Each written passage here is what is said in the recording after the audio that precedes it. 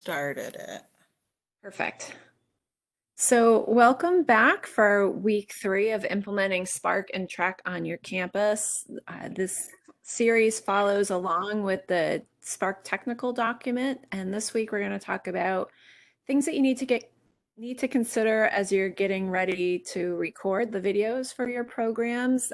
My name is Rebecca Harrington. I'm the lead developer of Spark and SUNY TRAC, which is the accompanying alcohol program. My permanent station is as the health educator at SUNY Oneonta. And so our goals for this week, so if you've been following along with the book, and there's certainly more content in the book, and I'll show you how to grab that in just a second, but our goals for this week is talking about getting video scripts finalized, things that you need to be considering as you're preparing to record videos and get into the studio. And then we'll talk a little bit more about building up your articulate storyline skills, about inserting customized text and graphics, and some tips and tricks to make that process a little bit easier as you go along.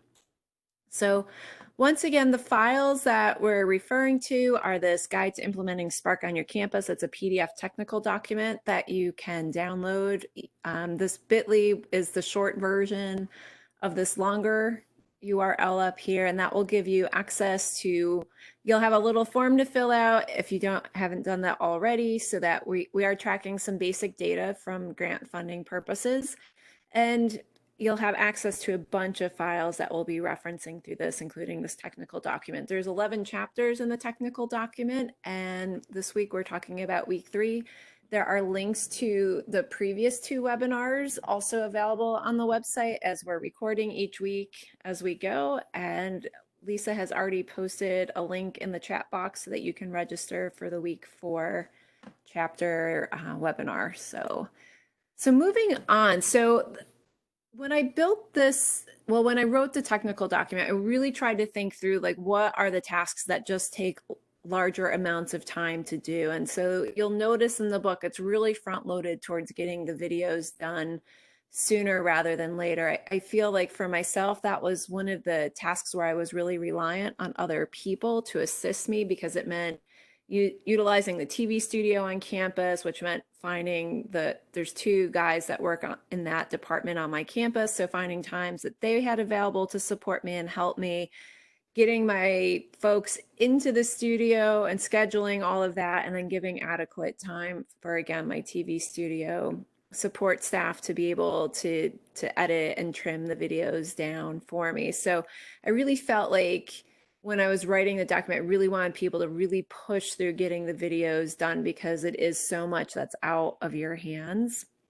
And it just takes up a huge amount of time in terms of the total number of hours that you're going to invest into this project. So getting video scripts finished is certainly really important, and you probably need to get them done a few weeks or so before you're actually ready to record. I mean, I think you can be going through the scheduling part of getting ready to record as you're finishing edits, but you're going to want to send those final scripts to the folks who are going to be recorded. So you'll certainly want to have those people identified ahead of time. And we talked about that last week. Like, some of them are probably going to be pretty obvious asks to come in and record. If it's your community standards director, a counseling center director, people that provide a service on your campus that does support survivors, you're probably going to want to include them, but also identifying students who are willing to come on camera as well, or other folks that just make sense to include.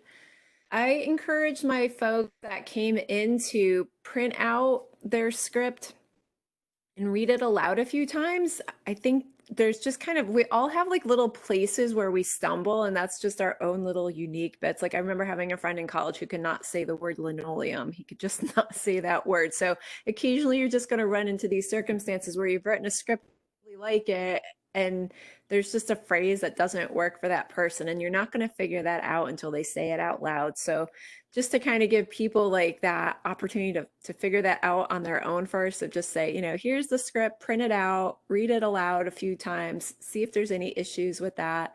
I think the other part of working with scripts too is if you are working, like, say, with your counseling center director about how they're going to present online, including them in the development of that script, but then also vetting that out with other folks because sometimes you're too close to what you're to sharing. But at the same time, we have people on our campus that are constantly talking about what they do for orientation and parent outreach and stuff like that. So I think everybody's got different skills that they bring to that script writing thing. So having a lot of eyes on things helps. But the final eye really has to be the person who's going to be talking out loud and you to confirm that the consistency is there in the message.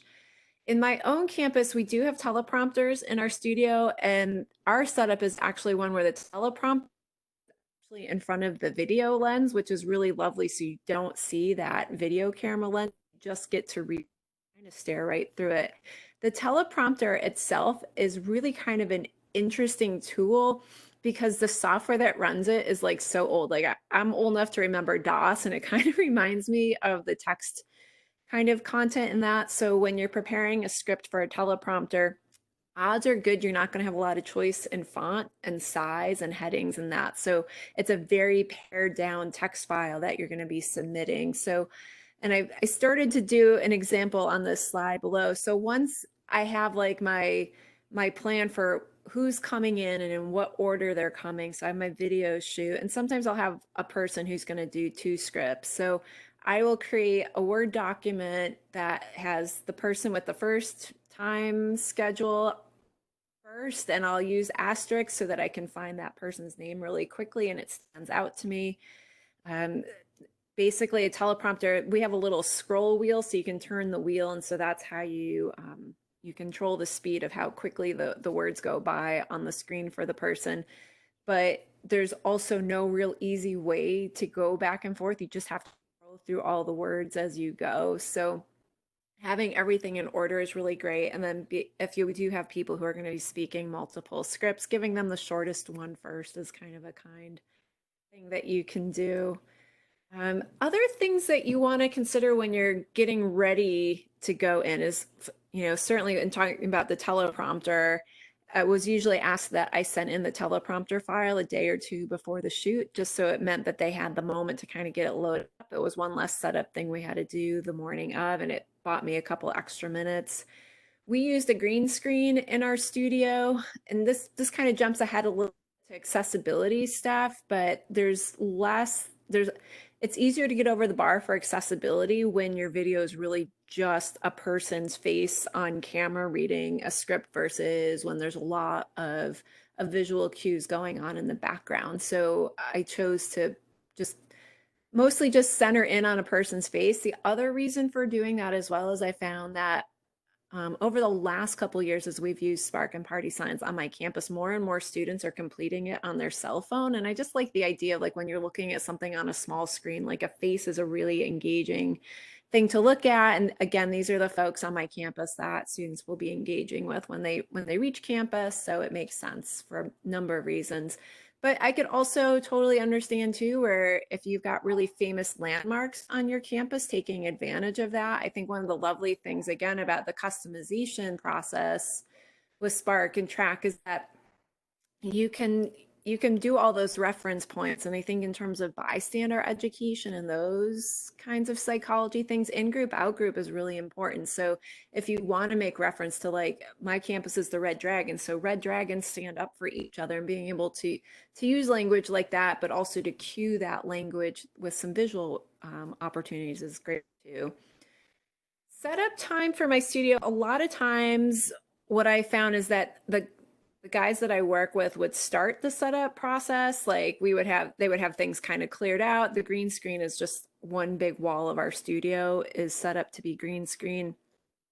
And they would have the camera pretty much all set up and the teleprompter all set up, but getting the lights right is just kind of a tweak kind of a thing. So I would always offer to get there early and help. And a lot of times my helping was just standing in front of the camera so that they could have somebody to test against to make sure the camera was the right distance away from the marker on the floor where people were going to stand, that the lights were coming down in the right way.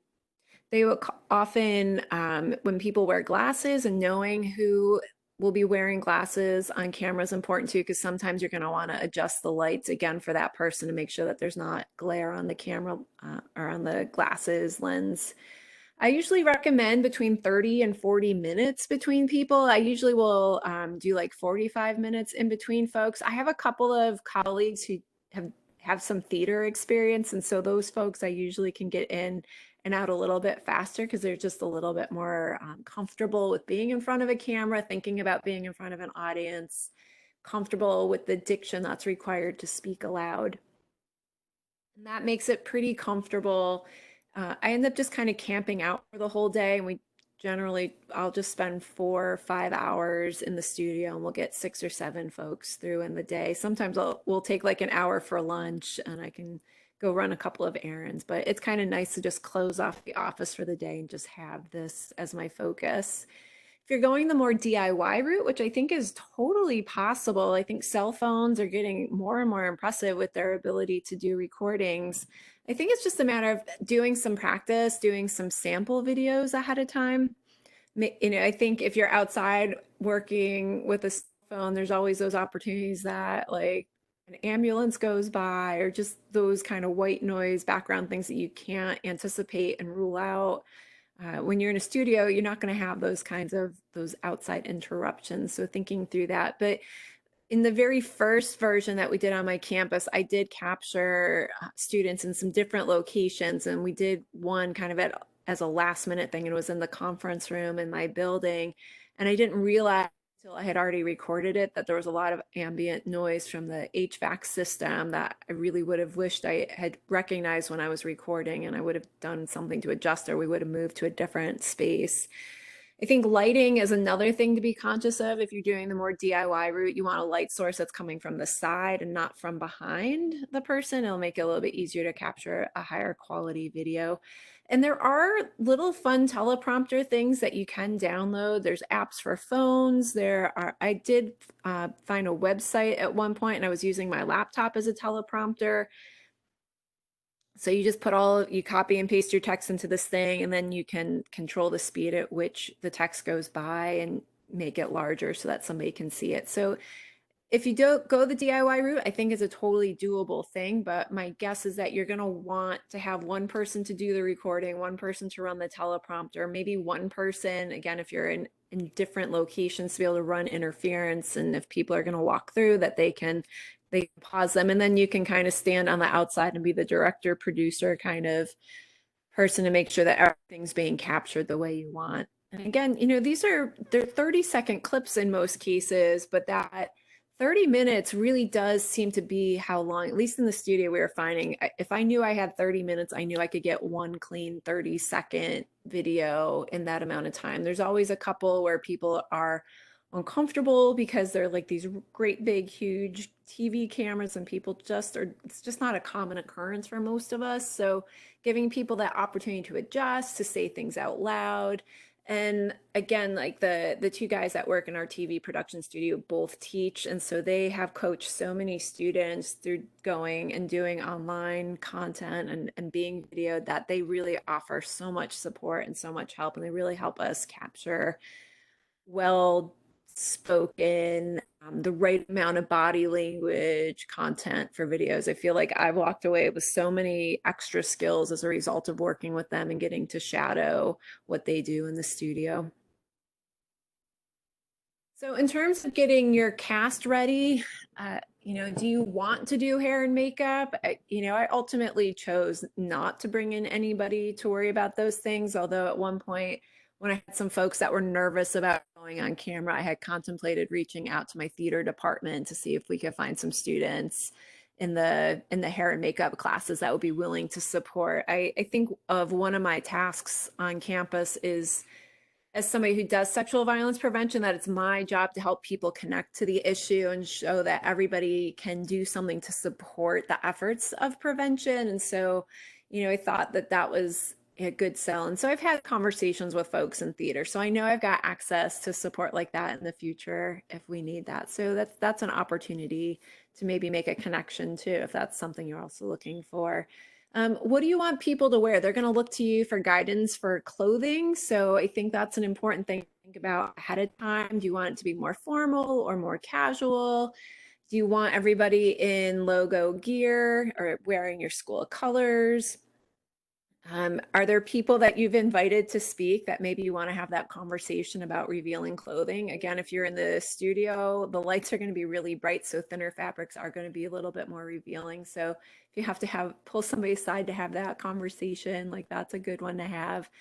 Also, too, busy patterns in clothes are not going to read as well. If you're using a green screen, you have to be conscious of what color clothing you wear. So greens and yellows aren't, they call it a key match in video production. So when they take that green screen out, anything that's similar in shade is also good. I mean, I think we've learned a lot about that, like with changing out Zoom backgrounds lately, because it's usually a little funky around the edges. But if somebody's wearing a color that's similar to the background, the graphics driver recognizes that and also masks that as well. I also really recommend to folks that the day that they're going on camera to bring one or two extra shirts just in case, because it does seem to be a Murphy's Law thing.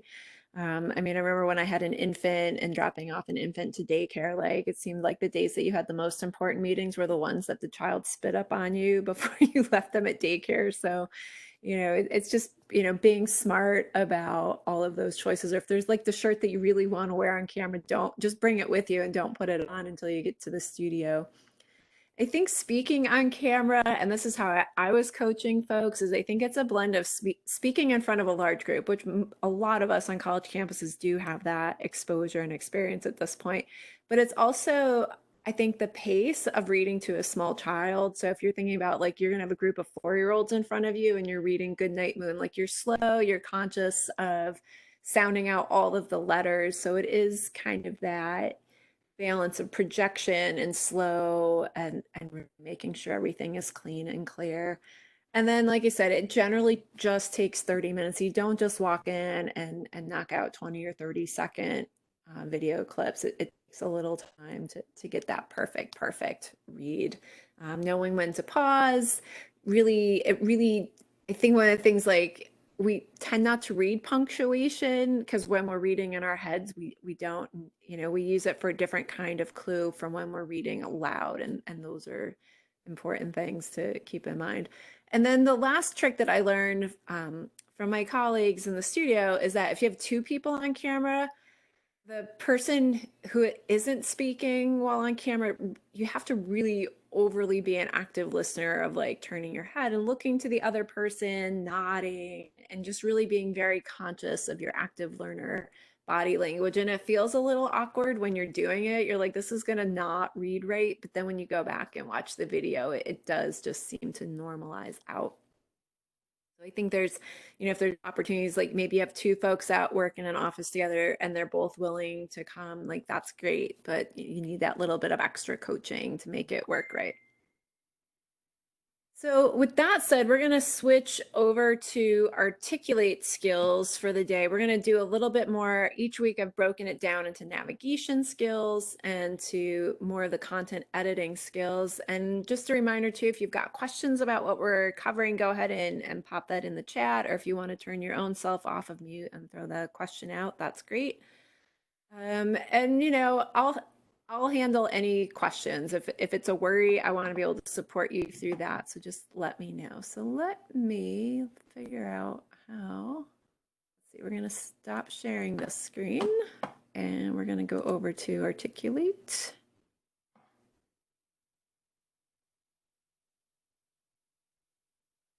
So last week we started talking a little bit about some of this navigational content that exists in Articulate.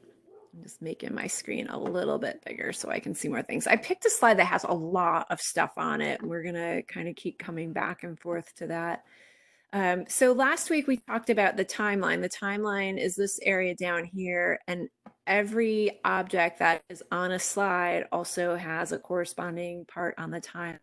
So next buttons, back buttons, all of the text, all of the content. And as I scroll down through here, because as you can see, there's a lot of things on this slide, you can see that the next button is scheduled to not appear until 4 seconds into the slide.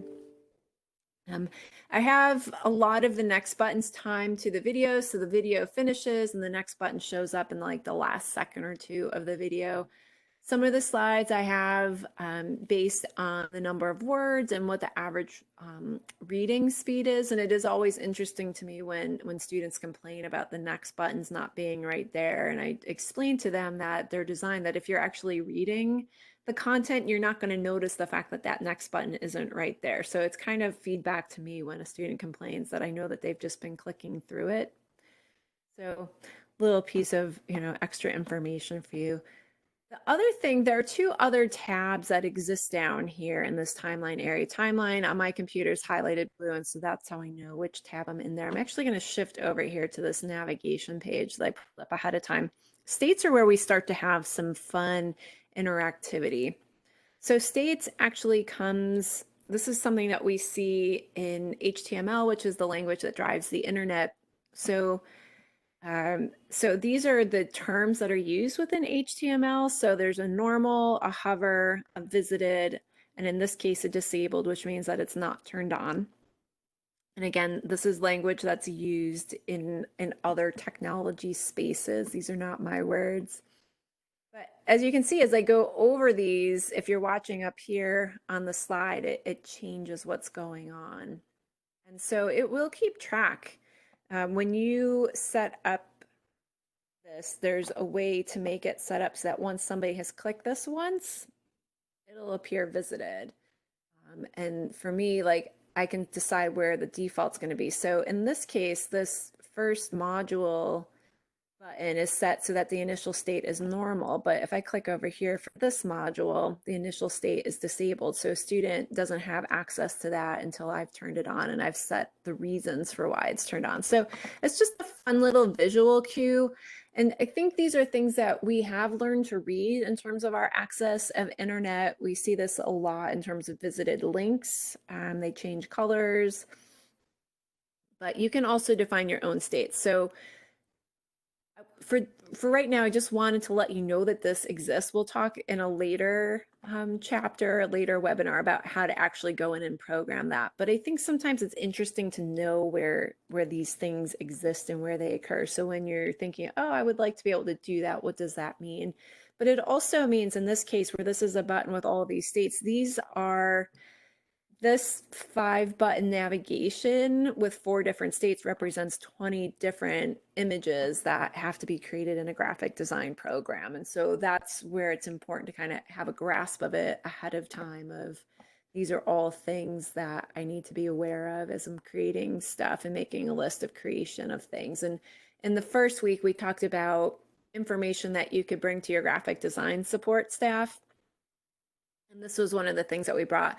When I create the buttons, I actually do it all in one Photoshop file. So I have a bunch of different layers in Photoshop. So I have the different colored circles, I have the different types of glow levels underneath.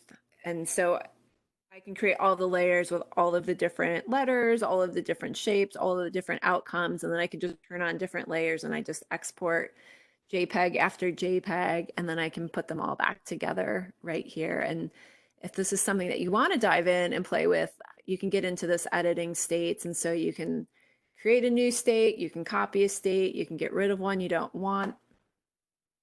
And if you create a new state, you can either create a new one or you can create a built-in one.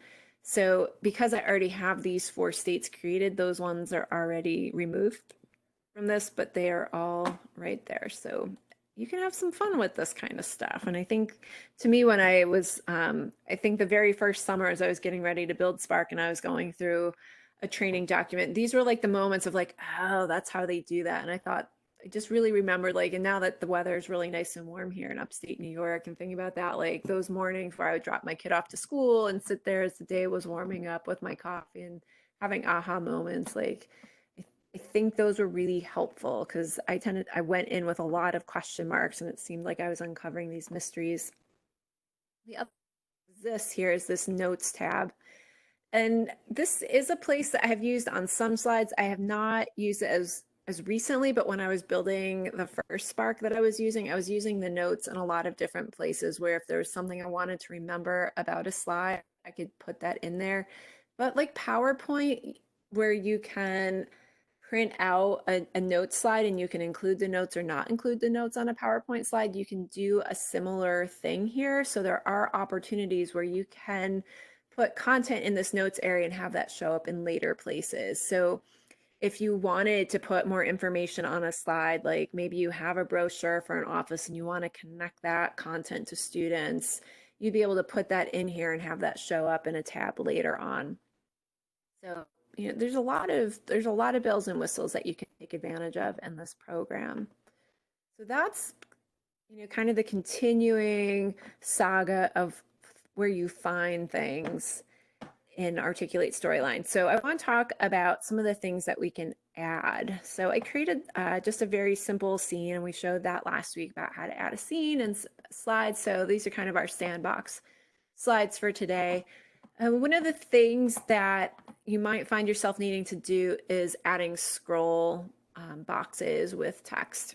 And so those exist up here, and you end up having to create two things. You need a scrolling panel and you need a body of text. So I'm going to click on my scroll panel tool and I can just draw that and it's there. I'm also going to need a text box. I'm going to also draw a text box. I'll just do testing, space testing, space.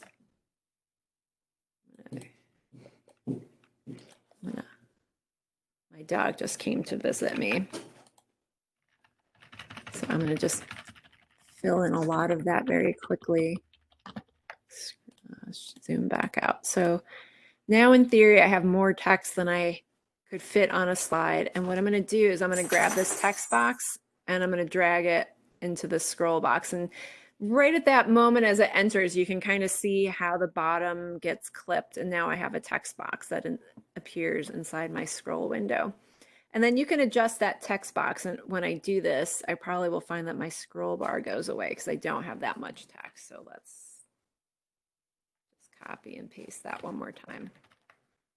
And so that scroll bar immediately becomes useful and I can test that. So I think that's an important one because I think if you're at the point now where you're starting to build your own, creating text, you might find places where what you want to include on a slide is longer than what I chose to include on a slide. And a scroll box is a really great way to fit more content in there.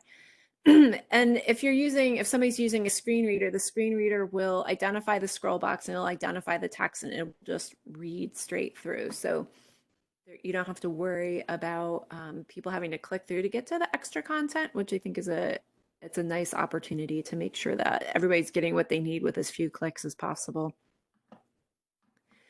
The other thing we can talk about is placing graphics, which certainly there's the standard PowerPoint kinds of things of finding graphics.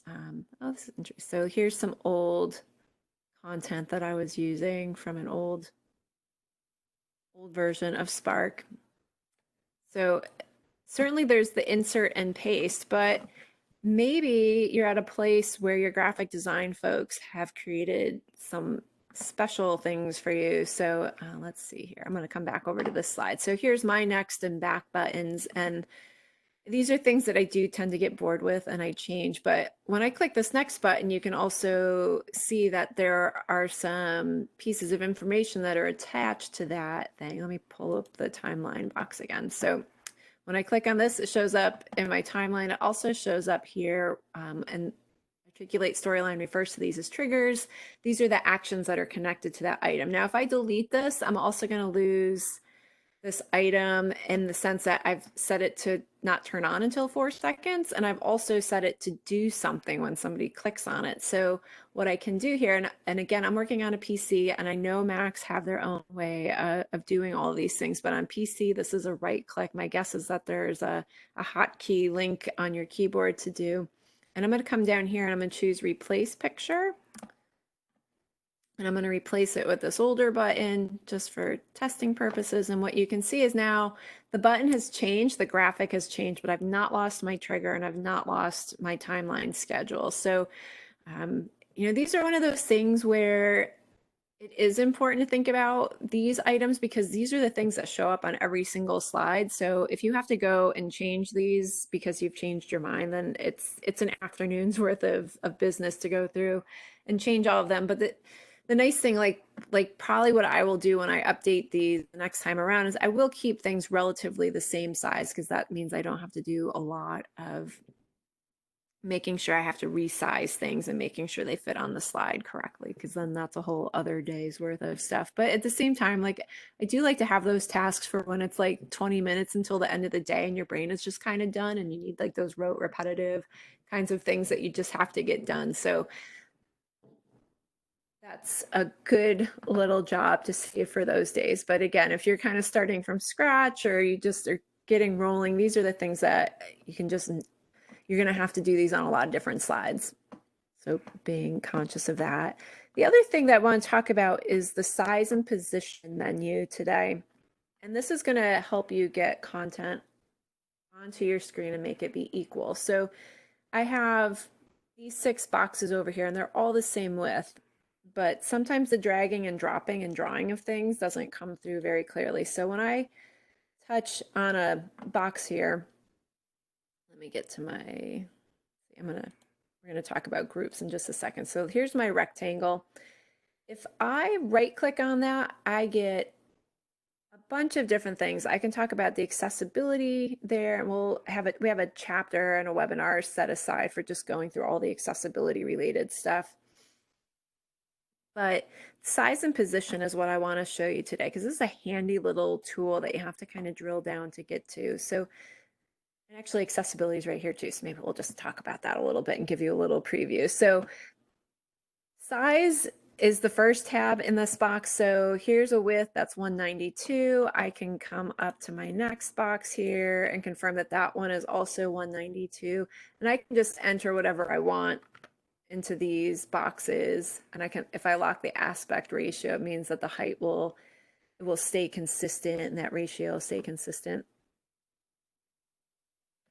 So you can really get down to the fine tuning of sizes of things. Another thing that you can do is position. And so this is giving you kind of an XY metric to let you know where something falls on the page. I do tend to, the default is from the top left corner, which feels a little weird. I think personally the bottom left corner would work better in my mind because that would be the XY axis, and that's what my 10-year-old son is currently doing in math class right now. But they only give you the choice of center and top left corner, and so I like just kind of the absolute of top left. So there is kind of this weird thing with vertical that smaller numbers makes things go up, and that's just, you know, something you have to get your brain to adjust to. But right now I'm on this purple box, and so I can see that it's lined up on the horizontal to the 24 pixel point, and if I click on this green rectangle, it's on the 24 pixel point too. So if you're spending a lot of time with like clicking on things and arrows like that, you can do this so much faster. As you can just determine where you want the first one and then jot down your numbers. I tend to be the type of person who, like, when I'm printing stuff and I have like that one piece of paper that comes through the printer, it only has one line that you didn't really need anyway. Like I have like a blotter full of them, and I'll just kind of sit there and I'll just jot down the notes. And again, these are one of those things where it is kind of just this rote activity. So, you know, knowing that I'll have points where my energy is a little bit low and I can just dive in and do all of these things. And I can also, so once I turned on the size and position window, it stayed on. I didn't have to turn it back on. And so the other thing I'll use size and position with is if I come back here to story view, you'll notice that I have a bunch of slides that have pretty similar layouts. And so when you copy and paste, it doesn't necessarily mean it's going to show up in exactly the right place in the same place. Or sometimes I'll just start throwing content onto slides and then I realize that it's going to be really annoying to the end user if like the next buttons don't really line up perfectly well. So I'll come through and I'll open up a bunch of slides that have similar layouts, and then I can pull up that size and position menu, and that will let me work through a bunch of slides really quickly. I can see where things are at. So, you know, if you're starting to get in there and play and do some of those things, these are things that will help you along the way. Just really quick in terms of accessibility, since this tab is here. This allows you to put the alt text in right now. Since this is a rectangle and it doesn't contribute to the content on the page, I can turn it off. So this object is either visible to accessibility tools, in which case it needs an alt text if it's not text, or I can turn it off because it's not really important and we want a screen reader to skip over that box. People don't need to know that there's a white rectangle with black text on top of it. Let's see, just for a different sample, here's my back button. So I've clicked to go back. So there's a direction attached to that graphic.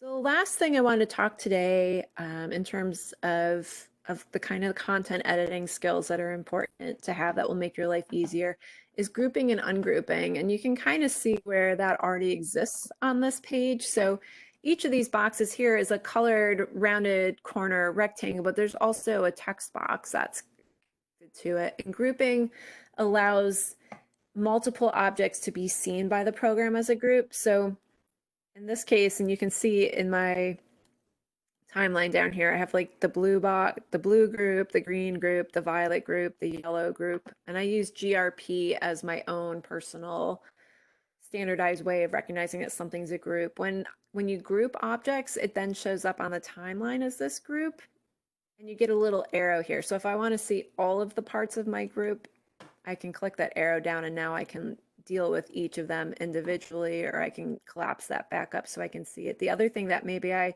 could see wanting to do is grabbing all of these groups, and I can do that by either highlighting them here, or I can also, I'm holding down my shift key as I click here. I can also highlight stuff by grabbing it in the timeline. So way you can group, there's two ways to group things. If you're on a PC, Control G will group stuff.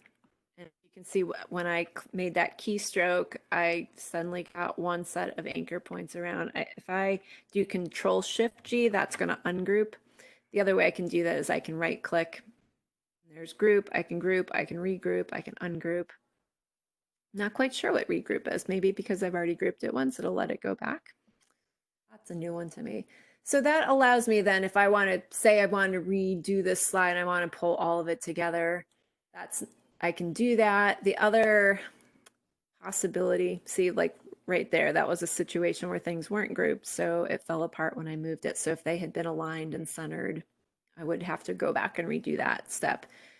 But sometimes, like, you can see, like, these have text that is clearly centered both vertically and horizontally on these rectangles, and that's a step that you have to do. So once that you have, multiple objects that you've spent some time making sure that they're all connected in a very specific way, it allows you to make sure that you don't lose that work.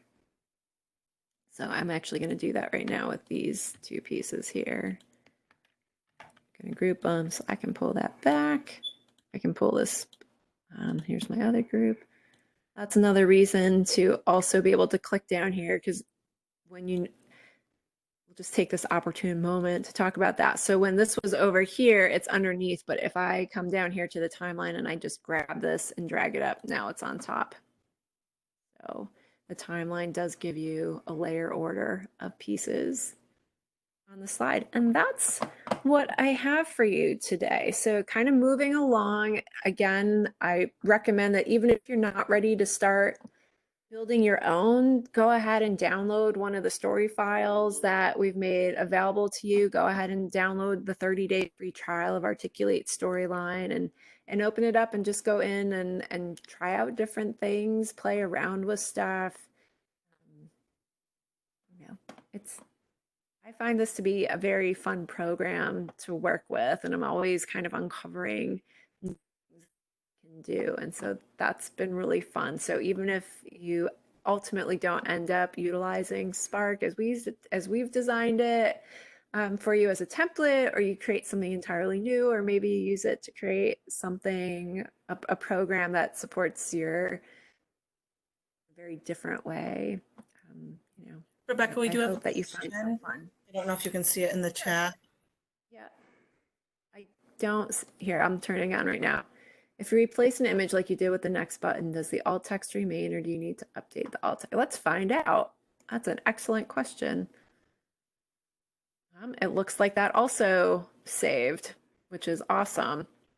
And actually, a quick tip, something that I did learn the hard way, is that like I put next slide, the original build, I kept just pushing off. Like I knew I needed to learn a lot of the accessibility stuff, and I just kept pushing it off and pushing it off. And then I had my next buttons exactly where I wanted them on every single slide, and ultimately ended having to go back and do an alt text for every single one as an individual. If when you first put a next button on a slide, give it the alt text right then and there. And then when you copy and paste it to subsequent slides, that alt text will also carry through and will save you. There's probably a day of my life that I wasted by not knowing that ahead of time and doing a lot of alt text. And also, just because there is a question about that, there's another place where you can address alternate text, and that's on this tab order button here too.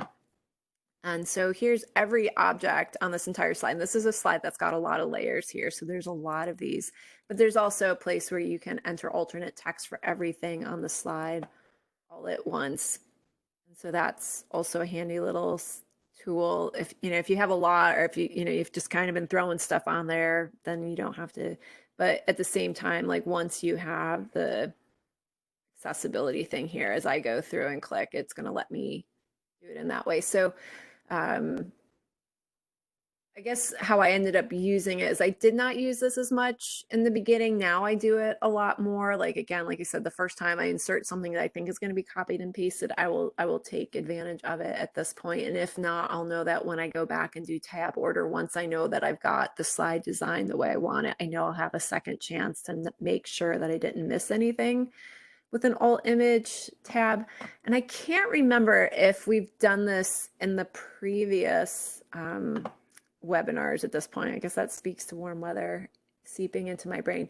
In the slide master, you can also access, so in this case, let's see, so on this slide master, all this is the piece of graphic art. And so I can do the accessibility for that in this place. But what would happen, so like on this slide where there's a graphic that I've inserted, I'm going to have to deal with the accessibility on this page. In this case, I've turned it off because it's not content related, it's more graphic related. Because what you'll find is when I close out of here, and so in this case, this is a module 2 thing, but this is not visible. This is the background graphic is not part of this slide. So sometimes that's frustrating. I was helping Student Conduct Institute. We were using a template for a Jeopardy game that we got for free. And the original template was Dog Jeopardy. And whenever you got the right answer, it barked at you. And we couldn't figure out how to like remove this barking sound. And they certainly didn't want to put out Student Conduct Institute thing with barking as like your positive reinforcement. And ultimately, it was hidden on the master slide, and that's where we had to remove the sound icon. But those are things that you can do too. I mean, I know we've had conversations on our campus about like, what's the sound? Like there's a Law and Order sound. And when you hear that cha-ching sound, like you know that it's a Law and Order episode. And at one point, our campus media group was tasked with, can they figure out like the sound that would be college. So I don't know, maybe some colleges figured that out, or you have a noise that's part of your office. Like you could, in theory, add a noise that wouldn't, and it kind of just exists. It ends up with a little sound icon off to the side of the slide. But there are some fun things that you could get into and play with on this stuff. Are there any other questions for today?